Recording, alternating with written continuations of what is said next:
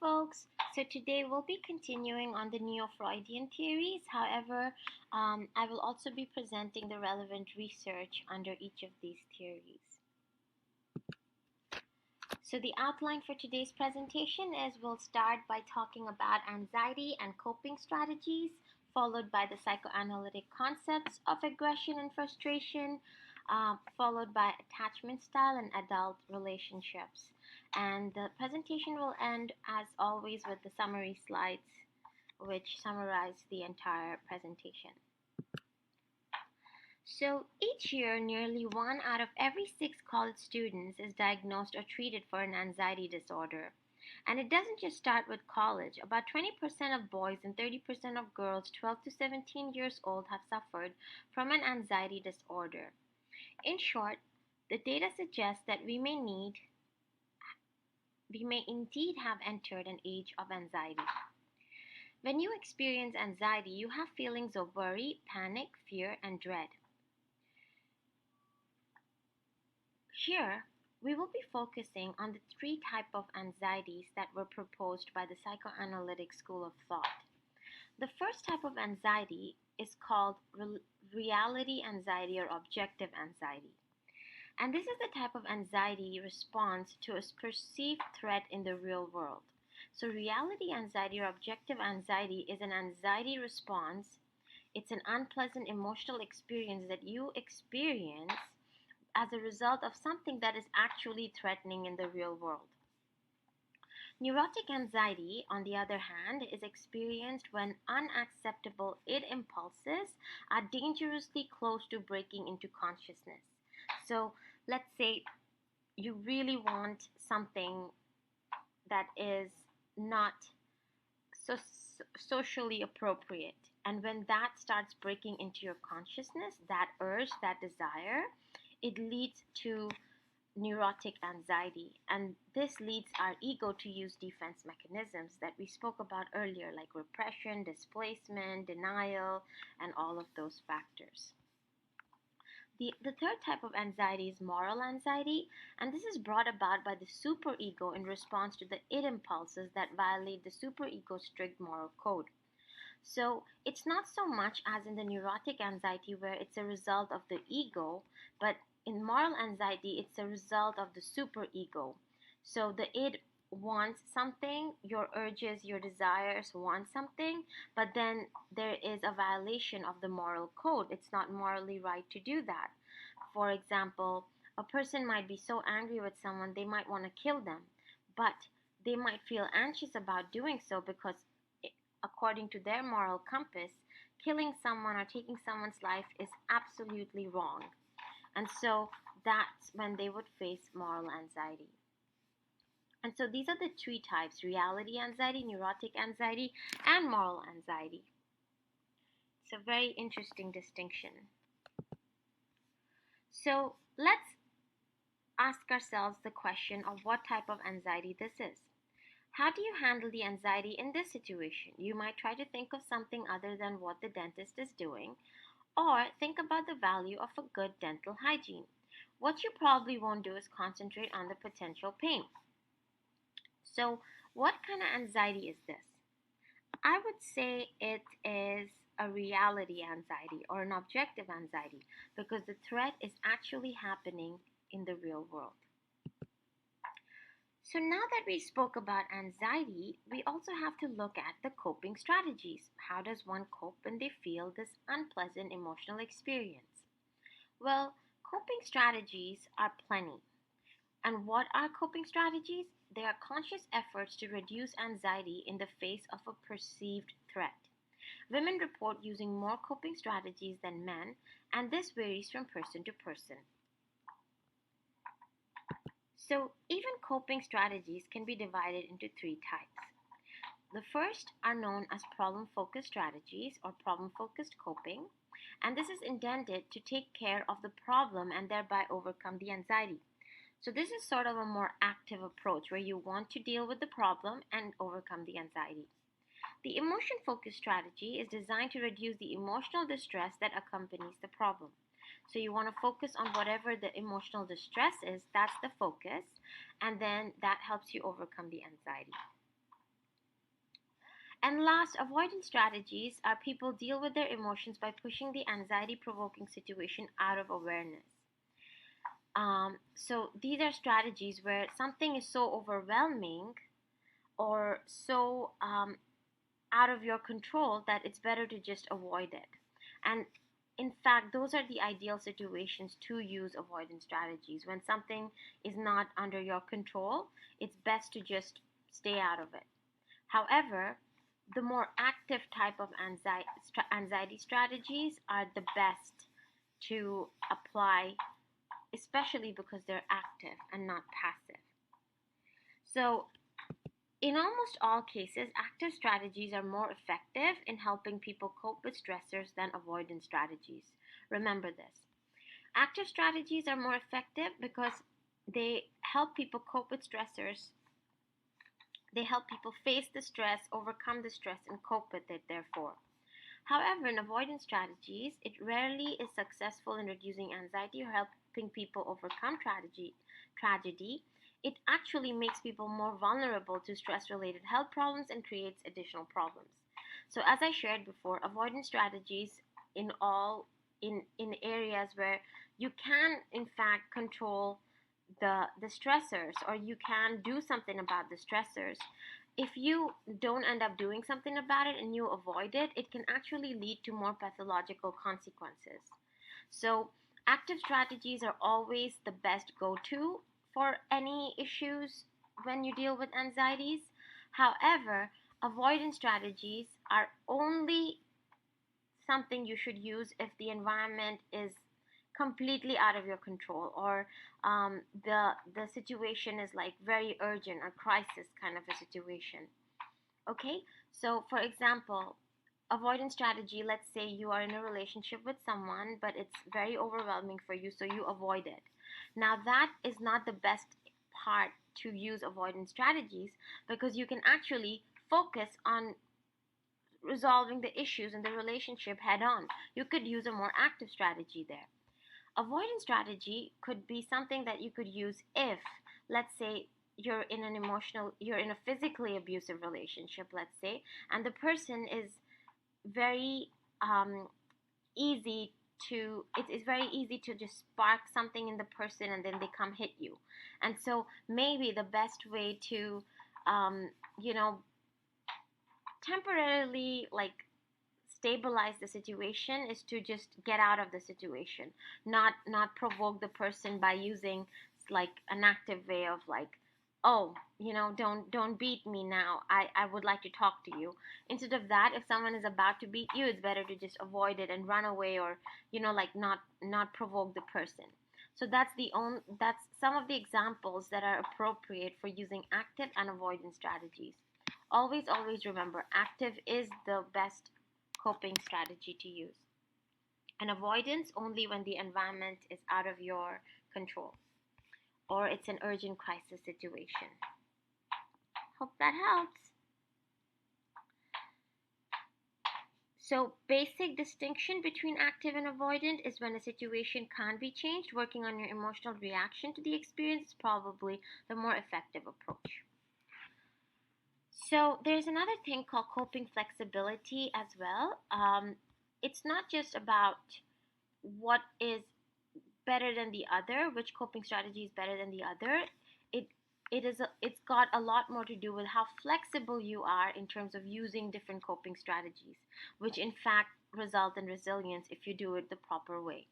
So the ability to effectively adjust the use of different coping strategies according to a given situation is what is known as coping flexibility. So in any given situation, if you're flexible enough to use whichever coping strategy helps you the most, that is what ensures resilience. It helps one to have higher sense of well-being and experience fewer emotional problems. Now, another concept in the psychoanalytic school of thought is known as frustration aggression hypothesis. And what this basically says is that aggression is always a consequence of frustration. Occurrence of aggressive behavior always presupposes the existence of frustration. Contrawise, the existence of frustration always leads to some form of aggression. So imagine frustration as a predecessor of aggression. You can never really get aggressive until you're really frustrated with something or someone. Now, the modified frustration aggression hypothesis says that frustration leads to indirect expressions of aggression. Indirect aggression can be expressed by displacing the aggression to a new target, attacking the force of frustration in an indirect manner using sublimation. So remember how we had earlier spoken about displacement, which is one of the defense mechanisms? So instead of the person showing the anger to the source of the anger, the person just goes and maybe beats their puppy or beats their younger sibling because it's a less threatening target. That is displacement. Attacking the source of frustration in an indirect manner, that basically means that sorry about that. Attacking the source of frustration in an indirect manner basically means that instead of being direct with someone who's causing you anger, you would maybe go and gossip against this person, or maybe go tell the boss to fire this person, or try to sabotage this person's professional or personal life, something like that. And sublimation is whatever aggression you have, you use it in a constructive way. So let's say you join a boxing game, or you play something that helps you get rid of that aggression, but it's socially more acceptable. Like maybe you go jogging or running, something that's productive. So, advantages of new approach at frustration aggression over the original hypothesis are that they explain why frustration does not always lead to aggression, right? Because what happens here is that you find different ways of channeling this frustration into indirect aggression. So it explains why frustration does not always lead to aggression. It clarifies why certain thoughts increase or decrease the likelihood of acting aggressively. Okay? So next we're going to look at this little study.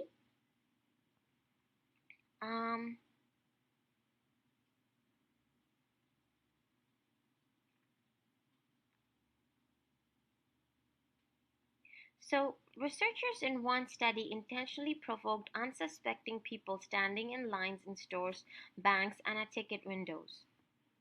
Because frustration is more intense, the closer people are to their goal, the investigators cut in front of either the third person in line close to the goal or the 12th person in line, which was further away from the goal. The intruder then glanced back to notice the person's response, and after 20 seconds apologized and left. Responses were coded for verbal aggression, such as making threatening comments, and nonverbal aggression, such as pushing and shoving. The results are shown here in this visual. As expected, highly frustrated people towards the front of the line expressed more aggression than the less frustrated people towards the end. So this is an example of verbal and nonverbal aggression as a function of place in line. So the more frustrated people are because they've been standing in the line for longer and they're almost at the front, and if someone cuts them at the front, they show more aggression than if they were cut at the back of the line. And this shows that frustration, the connection between frustration and aggression. So the more frustrated someone is, the more aggressive they tend to be. People displace aggression from a frustrating source to an innocent target, as we had talked earlier. Triggered displaced aggression, overreacting aggressively to a small offense or a minor annoyance. Okay? Sometimes this displacement behavior can also be seen in these scenarios, right? So let's say someone is really angry and you don't know they're angry, they're just quietly doing their work.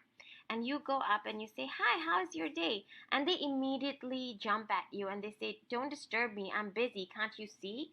So that is an example of someone who overreacts aggressively to even the smallest of annoyances that seem to them as annoying, but which may be absolutely normal to you. Now, there's another part called catharsis and aggression, for those who've heard of this. And Prediction. So, one question I'd like to ask is, does aggression cease when people experience catharsis, right or wrong? So, what is catharsis, by the way? It is Catharsis is basically when you are you release whatever emotions you're feeling and they make you feel lighter.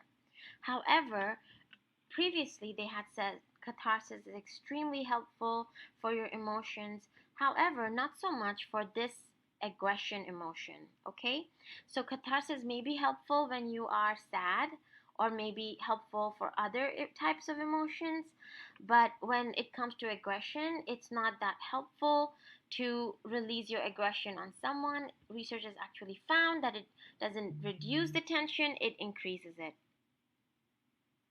So, prediction from the frustration aggression hypothesis: needs to aggress is reduced after a cathartic release of tension. That was the original prediction.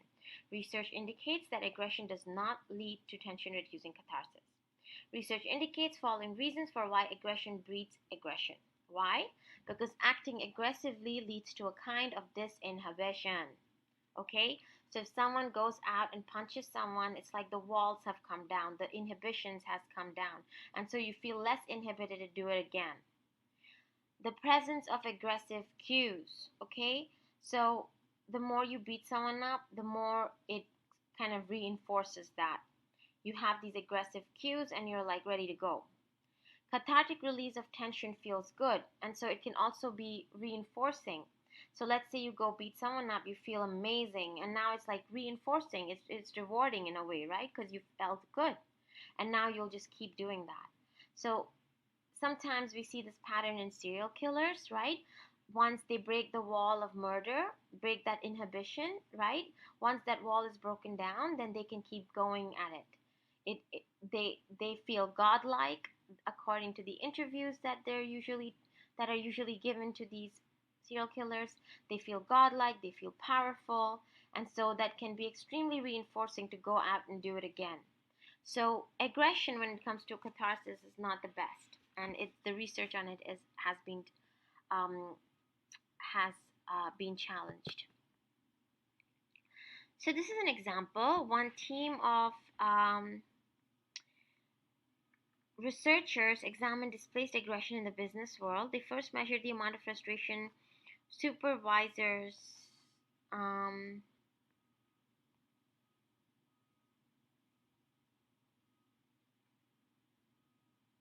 so let's just take a step back and I'll just tell you a little bit about some research that has already been done, and then I'll introduce this study to you.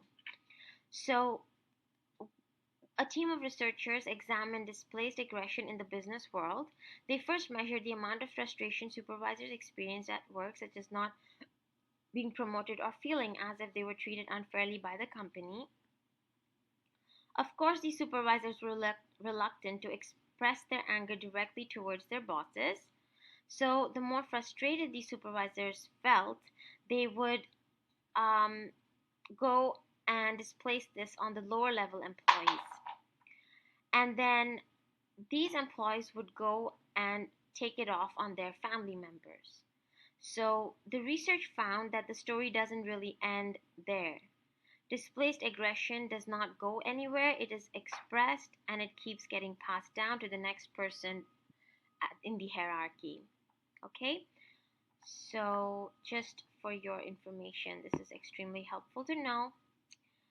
This is another study. They wanted to learn about anger after a cathartic event. And look at this anger score. The people were in controlled situation, punched back for exercise, and punched back thinking of enemy. Okay? I like this, thinking of enemy. So let's say that the people in the control group are not really doing anything. They're feeling angry and they're just there. But then people who are feeling angry in this group are punching a bag, and people who are feeling angry in this group are thinking of their enemy and punching a bag. They actually found that the anger levels rose a lot higher when you were punching a bag and thinking of the enemy, which means that if you don't put into motion your aggression, like this control group, the less angry you will be.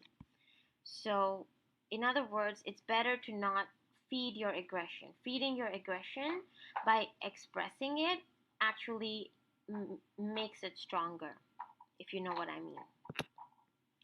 Now we're going to move on to the object relations theory. And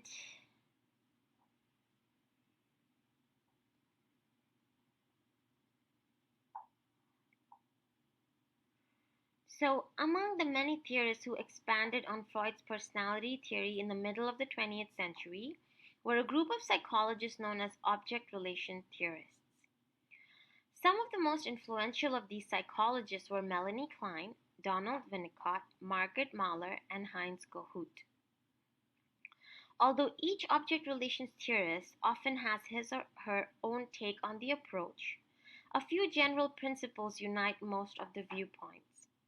First, like other Neo-Freudians, object relation theorists place great emphasis on early childhood experiences. Okay? So there's a lot of emphasis on early childhood experiences.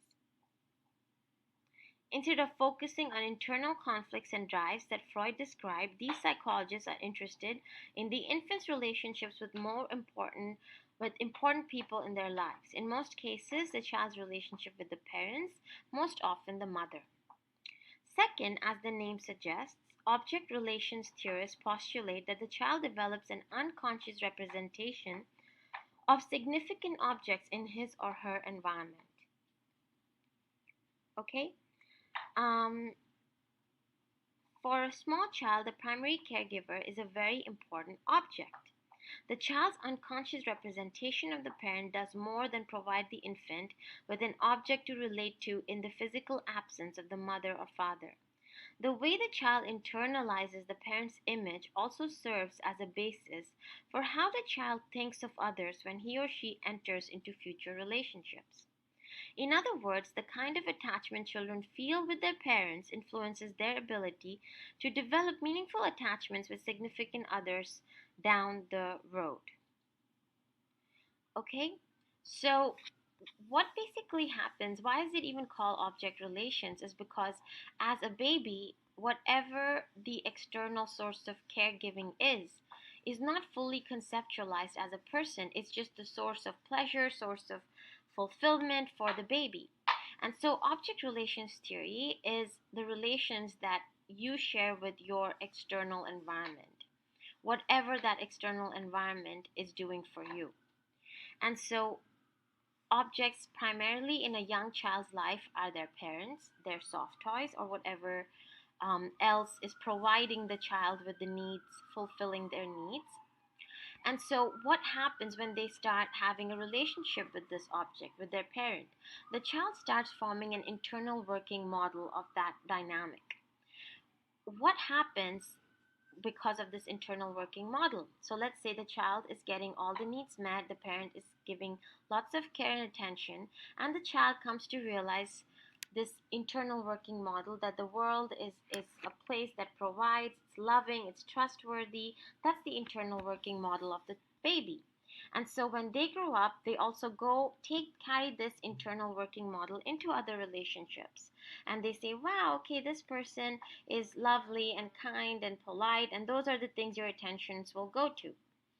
And if they aren't, then you will be the one who will be providing that because you know, because you've learned it through your own upbringing, how that goes, right? That's why securely attached people can stay with both insecurely attached people and also securely attached people, because they just have solid internal working models of relationships.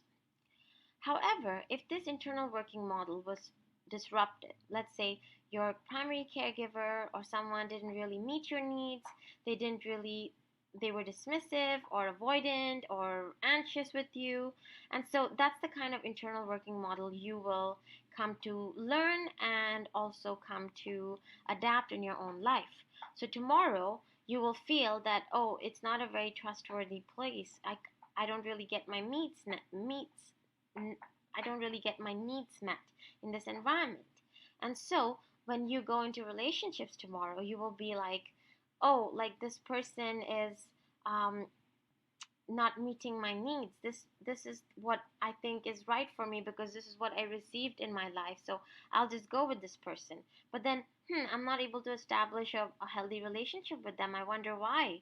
That's because I'm not really trusting fully what this person has to offer. I'm scared because I know that, the world cannot be trusted as much. So that's the kind of thinking that, people with different experiences in their early childhood develop fully into their associations with adult relationships.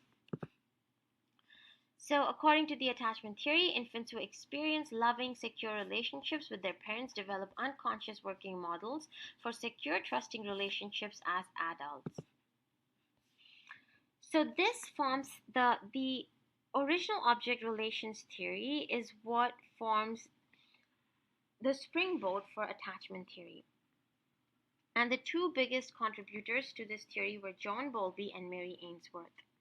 These psychologists examined the emotional bonds between infants and their caregivers, again, usually the mother. Bowlby referred to these as attachment relationships because they meet our human need to form attachments with a supportive and protective other. A national survey with a large stratified sample found a similar breakdown among Americans.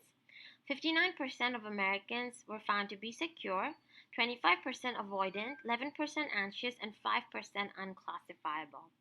And this might be more in the maybe disorganized attachment style, which is both anxious and avoidant, which is kind of the worst place to be in, but all part of learning. So, attachment theory, it describes the attachment relationships between infants and their caregivers. Secure attachment is when mothers are attentive and responsive to their child. It helps the infant understand that mother is responsive and accessible even if she's not physically present.